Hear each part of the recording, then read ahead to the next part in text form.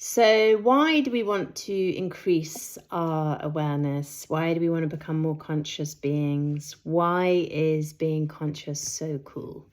Well, it brings awareness, and when we have awareness, we have awareness of our thinking, we have awareness of where our thoughts are going, we have awareness of what has been programmed and what is not, we have awareness of questions, or when to ask a question. We have awareness of how we feel. We have an awareness of our environment. We have an awareness of our behaviors, and we have an awareness of when we're triggered or we are reacting to something. And with all of that brings choice, because we can choose again. Can we change our perception? Can we change our behavior? Can we respond instead of react? Can we change our thinking so that our feeling in our body feels high vibe rather than low vibe? What do we need to feel in order to heal that so that we don't get triggered anymore or activated? And it's the breath is the greatest tool that we have. It keeps us alive, and it's also the bridge between the unconscious and the conscious. Big breath in. The moment we become aware of our breathing, we're suddenly opening up to a conscious world. And 95% of our programming is done between the ages of 1 and 7, okay? And so 5% of our day-to-day generally is conscious thinking. That's not very much. So we want to increase that big time. And we can do that by practicing mindful techniques or present awareness techniques. Stella, no, sorry, she's eating something. And we can tap into meditation, and that doesn't mean that we just have to sit down and meditate. We can be really present when we're making a cup of tea. We're really present when we're with a friend or family, listening, 100% listening, showing up, not being in our head, being in our body, showing up 100%. So we're hearing what we're being told, or that person sharing with us.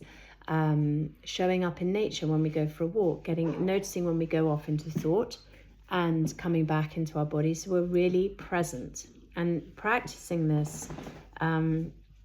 It does take time sometimes, because we're very used to living in our heads. That's how we've been conditioned, conditioned to think, conditioned to learn, conditioned to read, to be examined, to answer the questions as expected, rather than creative thinking and exploring a narrative for ourselves, and how does that feel.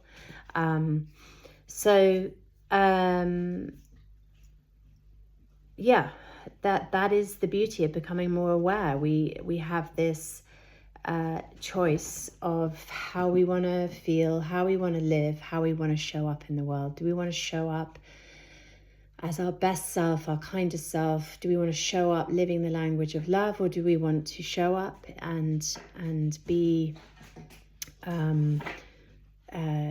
a heavy presence? How do we want to move, and where do we want to heal? Where can we bring more light in?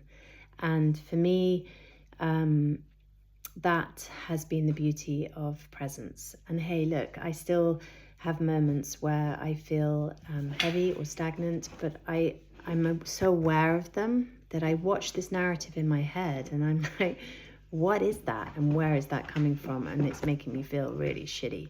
So and the mind is powerful when it takes control. It will be like, yeah, but this keeps you safe. We know this narrative, and this one keeps you held here as that person, and that's what you are, so let's just stay there because that's kind of easy.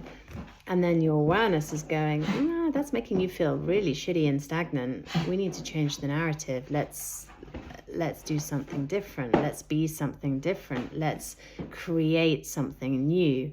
And it's that beauty in knowing that that feels so much better in oneself. And so once we start grasping these various ways of becoming more conscious, more aware, we know that we have the control. We can direct the mind. Suddenly we're like, you know what, mind, thanks so much for protecting us and keeping us safe, but I really want to see this in my life. I really want to feel this in my life. I really want to be this in my life. So let's go this way. And the mind will go, okay, cool, because I am in a magnificent creative energy. So direct me and let's create. You know, the mind will create very, very quickly. So let's direct it where we want it to go. And we can do that by being conscious beings. So today, I would just suggest that you take a moment to be fully aware of your breath and keep checking in with that. Take a deep breath in, notice how you're breathing. Don't try and fix it or change it. Just observe how you're breathing.